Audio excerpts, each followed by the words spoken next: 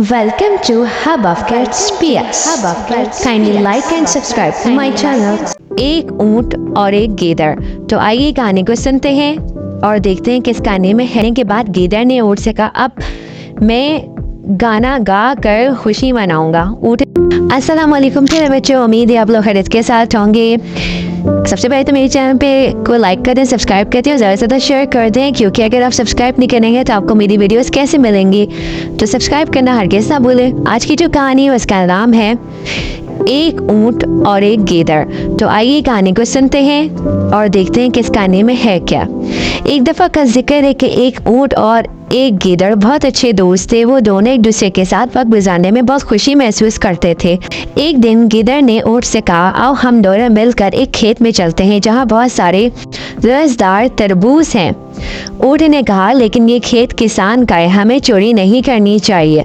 गीदड़ ने जवाब दिया, किसान इस वक्त सो रहा है, हमें कोई नहीं देखेगा। ऊंट को गीदड़ की बातों पर यकीन आ गया और वो दोनों खेत में जा पहुंचे। ऊंट ने मज़े से तरबूज खाना शुरू कर दिया और गीदड़ भी तरबूज के छोटे छोटे टुकड़े खाने लगा। खाने के बाद गीदड़ ने ऊंट से कहा, अब मैं गाना गा कर खुशी मनाऊंगा। ऊंट ने कहा, नहीं गाना मत गाना, वरना किसान जाग जाएगा और हमें पकड़ लेगा। मगर गीदड़ ने ऊंट की बात ना मानी और ज़ोर ज़ोर से गाने लगा। इसकी आवाज़ सुनकर किसान जाग गया और खेत की तरफ दौड़ा। गीदड़ तो फौरन भाग गया, मगर ऊंट अपनी बड़ी जिसामत की वजह से तेजी से भाग नहीं सका और किसान ने उसे पकड़ लिया।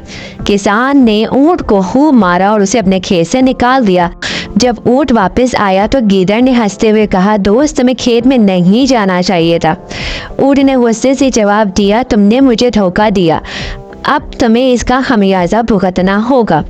अगले दिन ऊंट ने गीदड़ को दरिया किनारे चलने की दावत दी।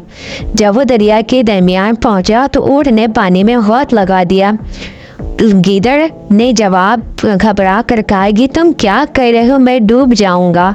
ऊंट ने मुस्करा कर कहा, जब मेरा दिल करता है तो मैं पानी में हाथ लगा देता हूँ। गीदड़ ने ऊंट से माफ़ी मांगी और वादा किया वो आइंदा कभी ऐसी हरकत नहीं करेगा। इस तरह गीदड़ ने अपनी गलती से सबक सीखा और दोनों दोस्त दोबारा खुशी खुशी रहने लगे।